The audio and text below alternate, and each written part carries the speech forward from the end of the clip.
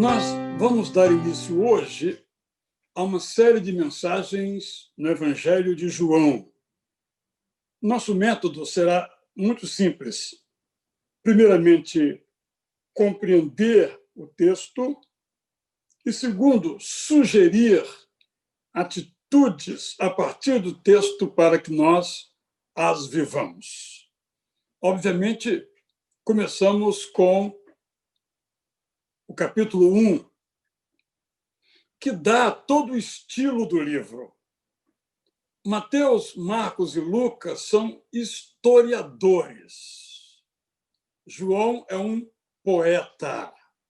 Ele escreve de uma outra maneira que nos convida a refletir. O próprio livro é uma grande reflexão sobre Jesus. O capítulo 1 é muito conhecido na sua primeira parte.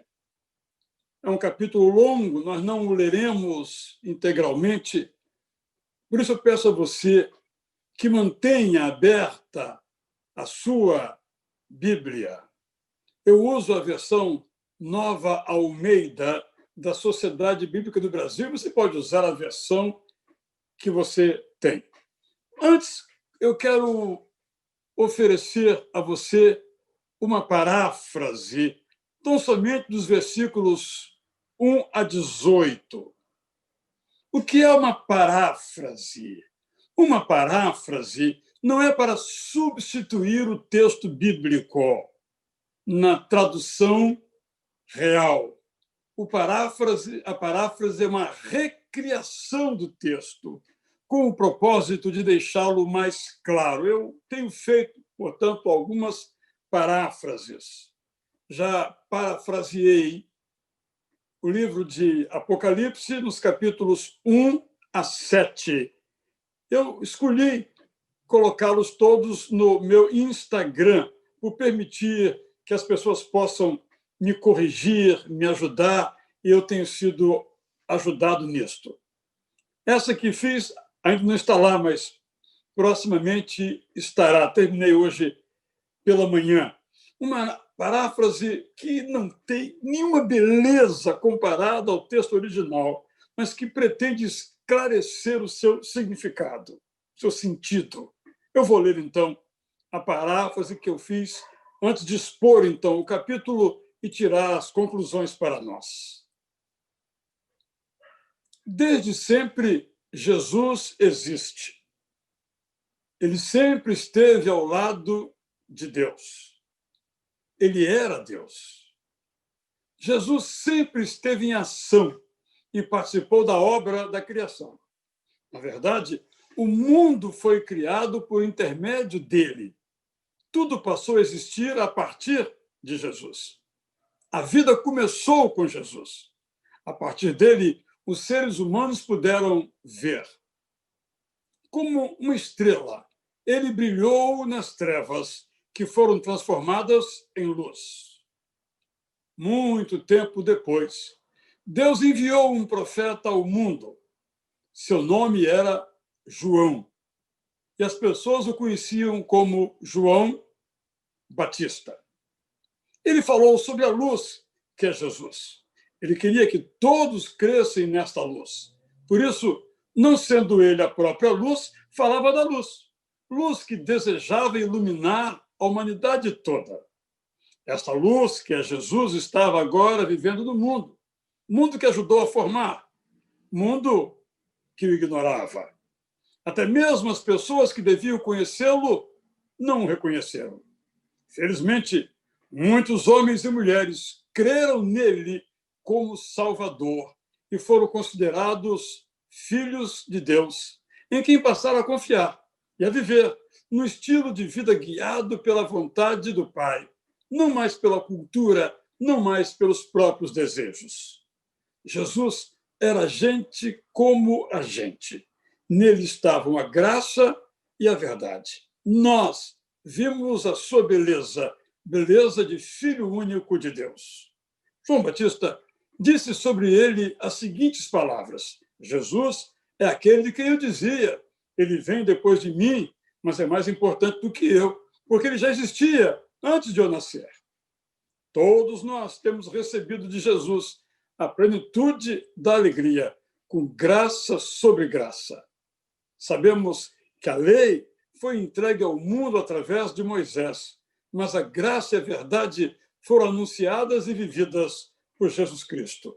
Até hoje, ninguém tinha visto a Deus, mas agora Jesus, que o vê face a face, mostra o que nos faz o Pai eterno. Este é o prólogo. Esse prólogo, dos versículos 1 a 18, sintetiza o sentido da vida e da missão de Jesus. E vai buscar esse sentido e missão de Jesus em Gênesis 1:1. Por isso, os dois versos iniciais de Gênesis e João começam do mesmo modo, no princípio. João tem o propósito de apresentar a Jesus como Deus, como o Eu Sou, título que o próprio Messias Jesus se aplica a si mesmo ao longo de todo o Evangelho de João. Esse verso primeiro tem o objetivo de mostrar que a verdade central do Evangelho é esta: Jesus é Deus. Quando nós lemos em nossa tradução, nós observamos que o autor usa para Jesus uma palavra, no grego, logos, cuja tradução em algumas versões é verbo, em outras é palavra, e em outras não traduzem, apenas transliteram, transcrevem logos. Logos é uma palavra que vem da filosofia grega, mas também se inspira na sabedoria hebraica. A história, Gênesis 1, 2 e 3, começou quando Deus disse para que a luz existisse. Quando afirma que no princípio era o Logos, ou que o Verbo estava com Deus, João, o autor, quer que toda a história que ele conta em seu evangelho seja lida à luz do primeiro verso, que afirma: Jesus é Deus. Assim, os atos e as palavras de Jesus são atos e palavras de Deus. É importante afirmarmos isso. Para nós cristãos, é muito tranquilo dizer isso, mas todos nós temos ouvido que Jesus foi um sábio muito inteligente, o homem mais inteligente da história, o maior psicólogo do mundo, o maior administrador de empresas de todos os tempos, o maior líder, muito acima de Gandhi. Não. Jesus é Deus. Podemos derivar deles princípios para a vida emocional, para a vida da erudição, do estudo, para a vida dos negócios, para a vida da política, para a vida da ideologia. Mas isso não trata daquilo que é absolutamente essencial. E por isso João começa como começa: Jesus é Deus. Todo o evangelho foi escrito para dizer que Jesus é Deus. Por que João o faz? João o faz porque, primeiro, aqueles que conviveram com Jesus tinham muita dificuldade de entender que estavam pescando com Deus, almoçando com Deus, jantando com Deus, ouvindo Deus falar. Não era algo tão fácil. É algo novo, completamente novo. Talvez por isso mesmo, algumas correntes filosóficas fora do cristianismo e até mesmo dentro do cristianismo passaram a negar essa divindade de Jesus. Ele era apenas um homem que, por exemplo, viveu de tal modo que foi transformado em Deus, recebido em Deus. Mas João diz: não, desde o princípio ele é Deus, ele é eterno. E aqui eu preciso fazer um comentário de natureza apologética. Existe uma denominação religiosa que começou no século XIX, chamada Testemunhas de Jeová, que não acredita, essa denominação religiosa, que Jesus Cristo seja Deus. Eles fizeram um caminho em relação a este ponto, porque eles se baseavam numa versão da Bíblia em inglês que não colocava essa expressão claramente definida, Jesus como sendo Deus. Quando, então, essa versão foi corrigida, chamada American Standard, ou versão americana padrão, foi corrigida, eles passaram, não podiam mais usá-la como argumento, eles fizeram a sua própria tradução do Novo Testamento. E nessa versão, eles colocam assim: no princípio era a palavra, e a palavra estava com Deus. Até aí, como está na Bíblia, logos, palavra, e a palavra era um Deus. Muda completamente o sentido de que ele era Deus. Um Deus com letra minúscula, um semideus.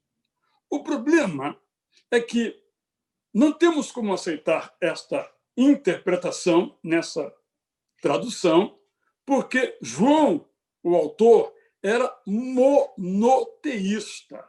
Ele nunca iria se referir a uma outra pessoa como sendo um Deus ou um semideus. O argumento das Testemunhas de Jeová é que falta um artigo definido antes de Deus. Na verdade, no original está que o Logos era Deus. Não tem o artigo o Deus. Daí eles desenvolvem a ideia que esse era Deus sem o artigo, que é, melhor dizer, era um Deus. O problema é que se João colocasse o artigo definido antes de Theos, Deus, negaria a distinção que desde o princípio ele fez, que na criação estavam em ação duas pessoas, o Deus Criador e o Verbo, o Logos, ou Jesus.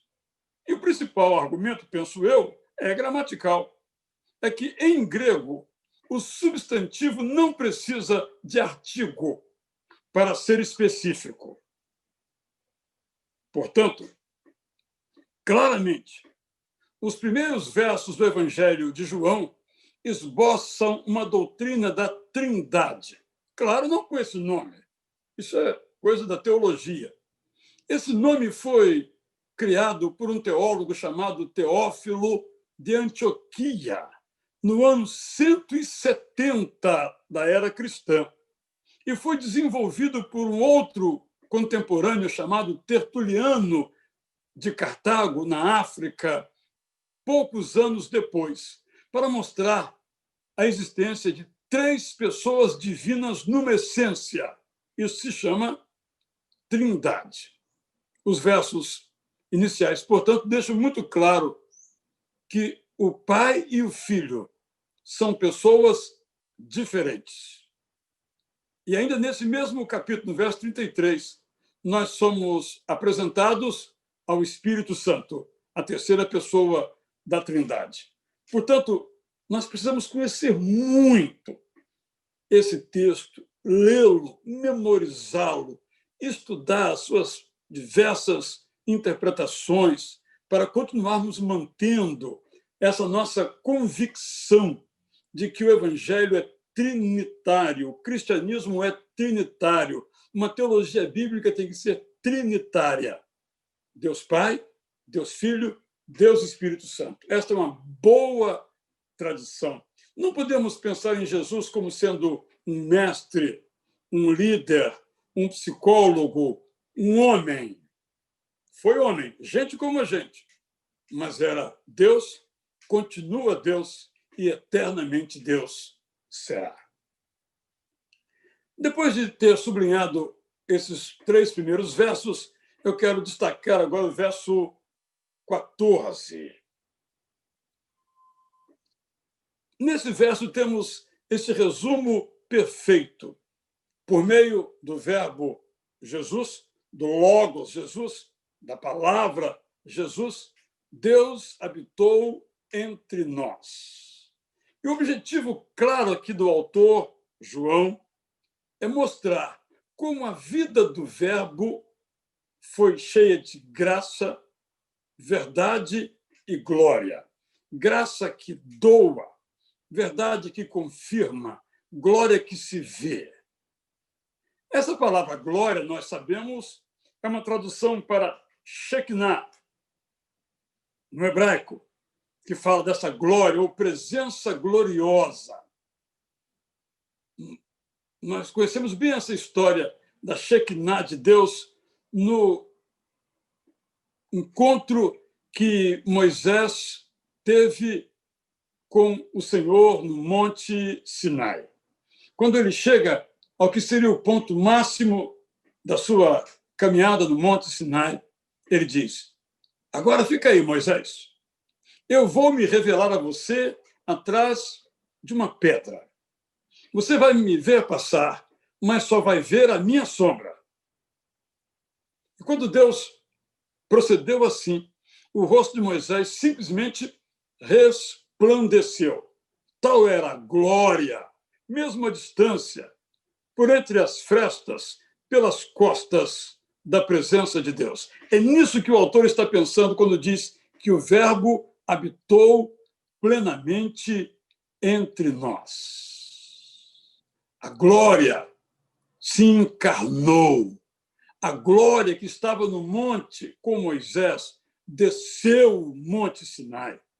A glória que transcendia no céu tomou a forma humana. Esta é a grande revelação do Evangelho. Eu estive no lugar na Grécia, considerado um dos pontos mais sublimes, o monte onde, segundo a mitologia grega, o deus Zeus e toda a pletora de divindade vivia.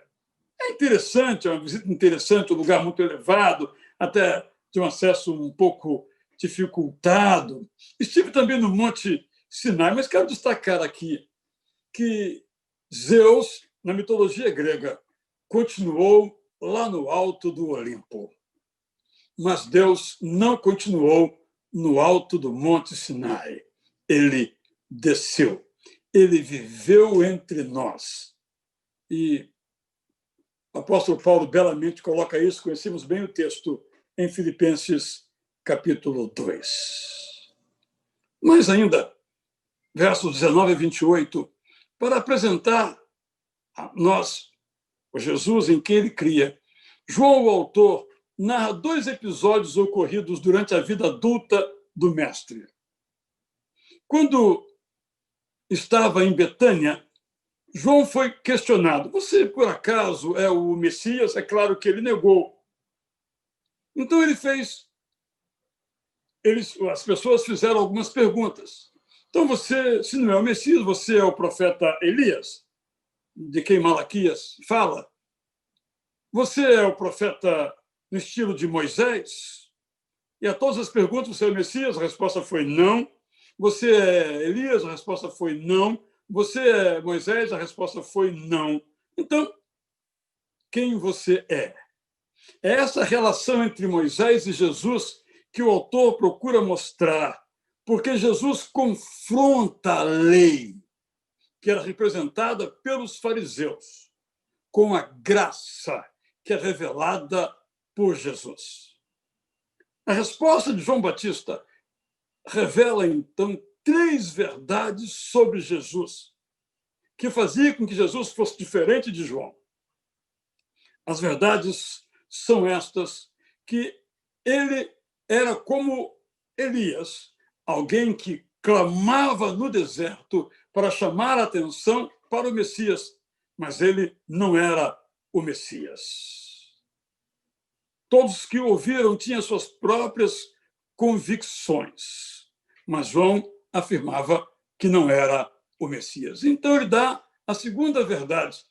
Jesus, que viria depois dele, batizaria com água, no sentido de batizar não apenas com água, é o que Jesus Cristo fazia, porque ele batizaria com o Espírito, e aí já temos o enunciado da doutrina da Trindade. Mas, em terceiro lugar, João acrescenta que ele era muito pequeno diante de Jesus, e cita um pensamento bem hebraico. Ele não era capaz sequer de desarmar as sandálias dos pés de Jesus. Uma tarefa para escravos. Nem isso ele era digno, porque Jesus era muito maior do que ele. Eu trago essa reflexão porque, no nosso contexto brasileiro altamente reencarnacionista, muitas pessoas usam esse diálogo com João Batista para defenderem o seu ideário. João Batista vivia, comentemos então, numa área desértica do outro lado do Rio Jordão, onde ficava Betânia, a Betânia do leste, do outro lado, não a Betânia perto de Jerusalém, onde viviam Lázaro e suas irmãs, como nós lemos então na história. Jesus vivia em Cafarnaum, no lado oeste do Lago da Galileia, ali perto do mesmo Rio Jordão, um pouco mais acima. A área onde vivia João Batista tinha muitas cavernas. Já estive lá, continuo lá, ainda há muitas cavernas lá. Elias frequentava essas cavernas. Foi numa destas áreas que Elias foi levado numa carruagem. O que há em comum, portanto, entre Elias e João Batista? Que viviam numa mesma área geograficamente falando. E que, do ponto de vista espiritual, compartilhavam os mesmos ideários de viver no deserto, com simplicidade, de viver segundo a palavra de Deus. É só esta a relação. Não é uma continuação do outro. Não é um à volta do outro. É um compartilhamento de jeito de ser, de jeito de viver. É importante que nós sempre destaquemos esse aspecto por causa de interpretações que surgem que não fazem justiça ao texto e, na verdade, não tem nada a ver com o texto. Quero também chamar a atenção para os versículos 35 a 42. João Batista viu Jesus passar e comentou com 2 dos seus discípulos que aquele rapaz era o Cordeiro de Deus. E os seus discípulos foram atrás de Jesus por curiosidade. Eles o consideravam como um rabi, um rabino. Vejamos, Jesus, de fato, não era um rabino no sentido formal, mas foi reconhecido como um rabino por aqueles que recebiam a sua palavra como vinda do próprio Deus. E aí, então, faz ele uma pergunta: onde é que você mora? Jesus diz: quer saber? Venha ver. Nessa época, ele morava em Nazaré, depois se mudaria para Cafarnaum. E aí nós temos uma coisa lindíssima que eu quero sublinhar também. O discípulo foi e ficou de manhã até às 4h da tarde, a hora em que os trabalhadores iam então para casa. Eu fico imaginando o que é que eles conversavam. Fico aqui com vontade de voltar no tempo, fazer uma viagem impossível e ver o que é que eles conversaram. O fato é que esses discípulos que ali conviveram com Jesus entenderam que, de fato, ele era o Messias, Mashiach em hebraico, Christos, Cristo em grego, ungido em português. A palavra Messias para Jesus só aparece aqui nesse capítulo 1 e depois no capítulo 4, verso 25. E aí começa a história do Evangelho. Porque um contou para o outro, que foi contando para o outro. Inclusive, a verdade chegou ao grande Pedro, que seria o líder da igreja naquele começo dos tempos e teve o seu nome mudado de Simão para Cefas em aramaico, ou Pedro em grego, ou simplesmente Pedra em português. Desse capítulo todo, que eu fui pegando uns pontos aqui e ali, o que é que nós podemos reter do ponto de vista da nossa própria experiência de vida? Eu quero dizer apenas 3 coisas. Primeira, estou aqui supondo que você já tenha lido esse texto na íntegra. Se não leu, vai lê-lo. João, capítulo 1.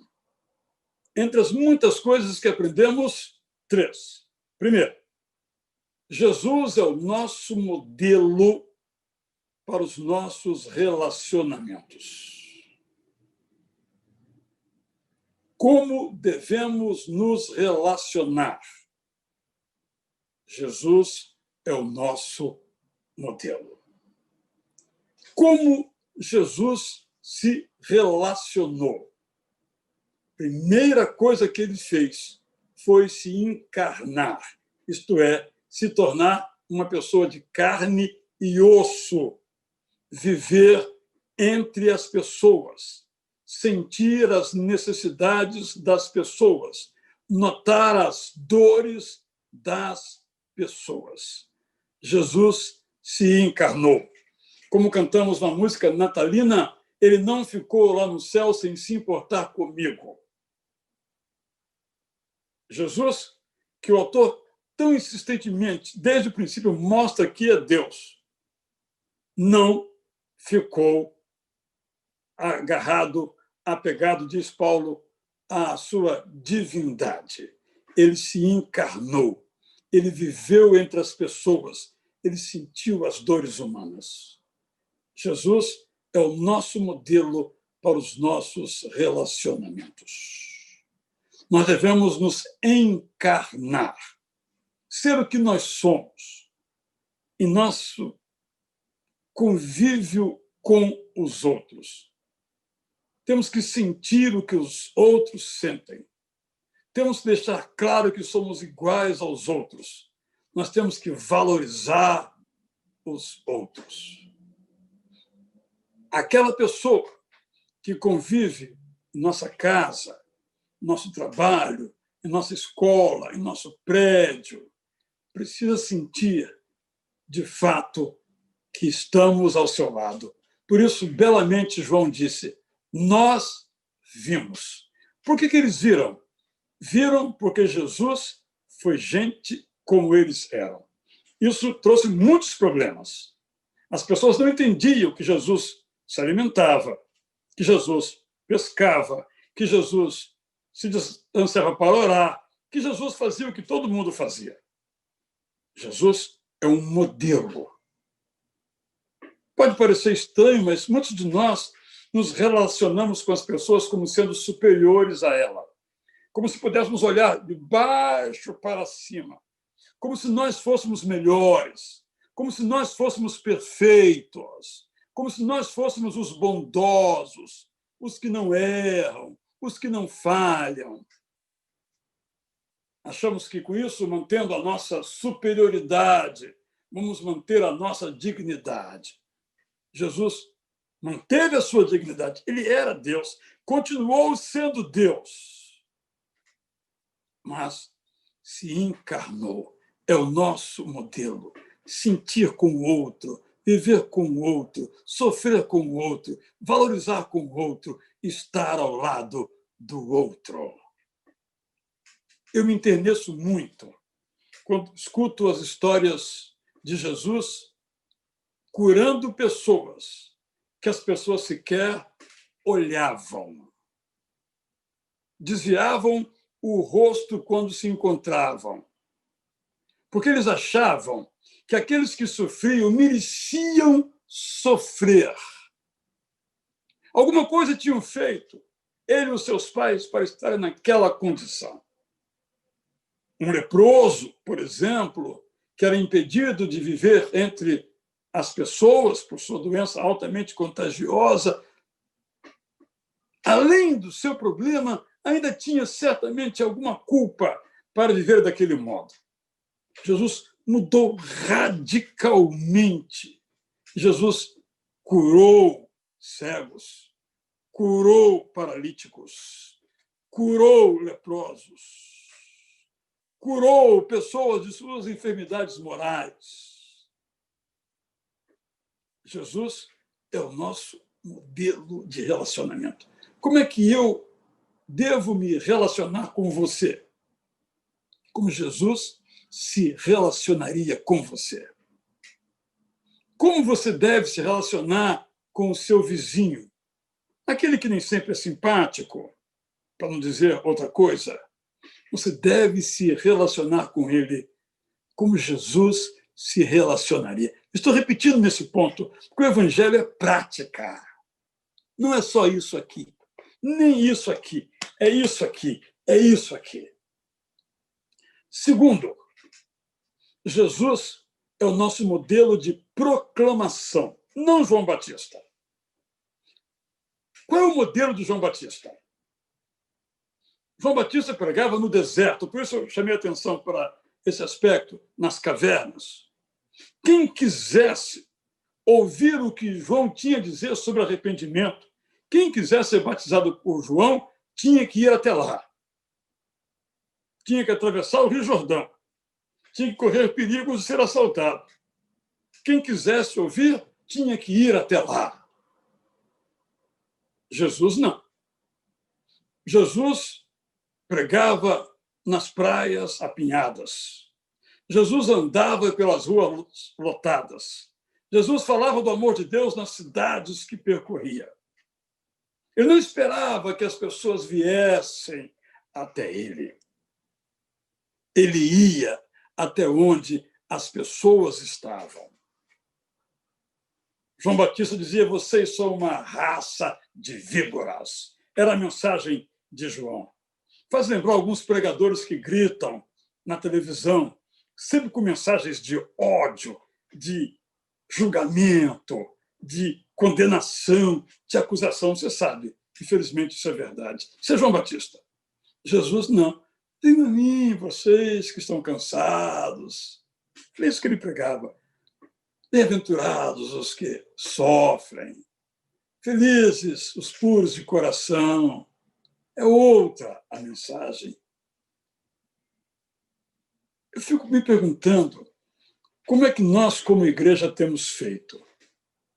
Na verdade, nós temos vivido assim, esperando que as pessoas venham ao nosso templo, ou venham a nós. Se vierem ao nosso templo, se vierem a nós, vão ouvir o evangelho. Jesus fez assim? Não. Jesus foi ao encontro das pessoas, onde elas estavam. Até foi ao templo, mas era raro. Ele ia onde as pessoas estavam. Nós temos tido uma oportunidade muito grande de, com um mero enter num teclado, podemos convidar pessoas para ouvir o evangelho. Nós temos esse desafio do momento, que é também uma oportunidade para mudarmos o nosso comportamento. Nós, como igrejas, temos que deixar de ser João Batista. Temos que viver como Jesus viveu. Nesta mesma linha, há uma terceira lição extraordinária que eu quero mencionar. Aprendi isso há muitos anos, eu era adolescente, em um livro que saiu primeiro em espanhol, depois em português, E o Levou a Jesus. O autor chamava Sancline. Um livro tocante. Possivelmente não se encontre mais. Talvez você tenha algum exemplar antigo aí dos seus pais. Porque os primeiros discípulos de Jesus nos ensinam o método. Jesus encontrou André, que levou Pedro a Jesus. Jesus encontrou Filipe, que lhe levou Natanael. Jesus encontra André. André leva seu irmão Pedro a Jesus. Jesus encontra Filipe. Filipe leva Natanael a Jesus. De um modo direto, como fez com Saulo, ou através de alguém que nos alcançou. A mensagem do Evangelho chegou a nós. E o que fazemos com ela? Vamos ser francos. Alguns de nós temos levado Pedro e Natanael a Jesus. Alguns de nós somos André e Filipe. E graças a André e a Filipe e os demais que vieram levados a Jesus, o Evangelho chegou até nós. Mas alguns de nós temos recebido o Evangelho, contemplado o Evangelho em nossas mãos. Que mensagem maravilhosa! Que mensagem gloriosa! Que mensagem extraordinária! Que mensagem graciosa! E ficamos contemplando e ouvindo essa mensagem para nós, até que nós morramos e a mensagem morra conosco.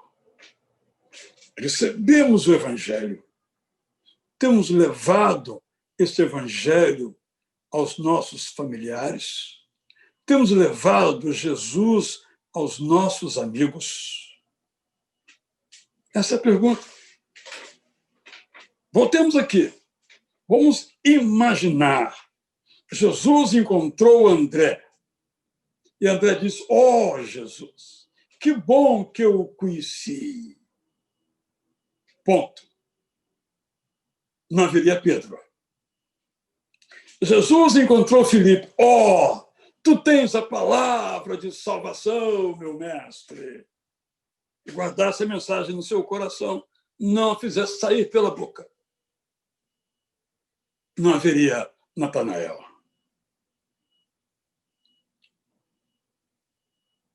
Através de uma vida moralmente digna, quero insistir nesse ponto. Através de uma vida moralmente digna, através de uma misericórdia generosa, quero repetir, através de uma misericórdia generosa e através de uma comunicação apaixonada do Evangelho. Repito, através de uma comunicação apaixonada do Evangelho. Essas três coisas juntas, não uma sem a outra. Não adianta eu ter uma vida moralmente digna se eu não falo por que eu vivo assim. Eu vivo assim por causa da graça de Jesus. Não basta eu ser generoso, misericordioso, compartilhador, distribuidor de tudo que me vem à mão, se eu não digo que faço isso por causa do amor de Jesus. 3 lições. Primeira, do capítulo 1 de João, aprendemos que Jesus é o nosso modelo para os nossos relacionamentos. Então, eu tenho que olhar para todos os meus relacionamentos. Os bons e dizer graças a Deus. E os ruins dizer, bem, eu tenho que fazer como Jesus fez. Eu tenho que viver como ele viveu. Ele é meu modelo. Segundo, quando eu olho, então, para João Batista, admiro, de fato, ele foi porta-voz da profecia sobre Jesus. Mas o seu método não pode ser o nosso método como indivíduos e como igreja. Nós temos que, como diz uma música de uma canção contemporânea, ir onde o povo está. Nós temos nos contentado, como se estivéssemos no Monte da Transfiguração, em ficar em nossos locais de culto, quando o mundo deve ser o lugar onde nós cultuamos a Deus e falemos de Jesus. Temos que ir ao encontro das pessoas, onde quer que elas se encontrem. Terceiro, nós temos que seguir o método dos discípulos de Jesus, que levavam Jesus às pessoas e então tinham as suas vidas mudadas. E temos que amalgamar, juntar, harmonizar, conjugar, tornar concomitante coevo, juntos, unidos ao mesmo tempo. 3 estilos de vida. Uma vida moralmente digna. Meus irmãos e minhas irmãs, quando alguém que professa Jesus falha, ele não apenas falhou, ele leva muitas pessoas para a perdição. Imaginemos uma mulher, como temos visto no noticiário no estado do Rio de Janeiro, que desenvolvia um trabalho notável com pessoas sem família, era cantora, se tornou uma política, agora é acusada, e se for verdade, vai para a cadeia, de ter matado seu próprio marido, que era pastor, e ela também. Não fizeram mal apenas à sua família, um ao outro, mas muitas pessoas simplesmente não vão ouvir a palavra Jesus quando sabem de uma notícia dessas. Seus olhos estarão fechados para ver as manifestações de Deus através de Jesus. Nossa vida tem um peso muito grande. Você conhece aquela frase? De 100 pessoas, uma lerá a Bíblia. 99 olharão a sua vida. Mas é claro, nós temos que ir além de uma vida digna. Essa vida tem que ser generosa, misericordiosa, graciosa. Não há lugar para alguém que segue a Cristo ser um egoísta, só pensar em si. Não cabe. E temos que comunicar, temos que falar. Temos que juntar uma vida moral de alto nível, uma misericórdia realmente intensa e generosa e uma comunicação eficiente e apaixonada. 3 lições a reter. Que Jesus seja o meu modelo de relacionamento. Que os discípulos de Jesus sejam o meu modelo de proclamação. E que nós todos vivamos daquele modo que Jesus nos convida. Ele está, ainda hoje, a nos convocar a obedecer. Eu estou pronto? Você está pronta a obedecer? Vamos então cantar. Enquanto você canta, ora assim. Talvez você precise orar, Senhor. Eu preciso compreender mais a tua palavra. Eu preciso entender mais sobre temas tão ricos para que eu possa, quando abrir a minha boca sobre Jesus, não só falar da minha própria experiência, mas falar também do que a Bíblia diz sobre Jesus. Talvez você tenha que orar, Senhor, eu tenho falado, mas não tenho vivido. Ou tenho vivido, mas não tenho falado. Ou, Senhor, eu estou muito distante. Quem vem a mim, eu abro a boca, mas eu não falo com ninguém. Fico esperando. Não sei. Talvez tenhamos que pedir perdão. Mas o importante é que, após esse perdão, haja uma disposição de obedecer a Jesus, de fazer como Jesus fez.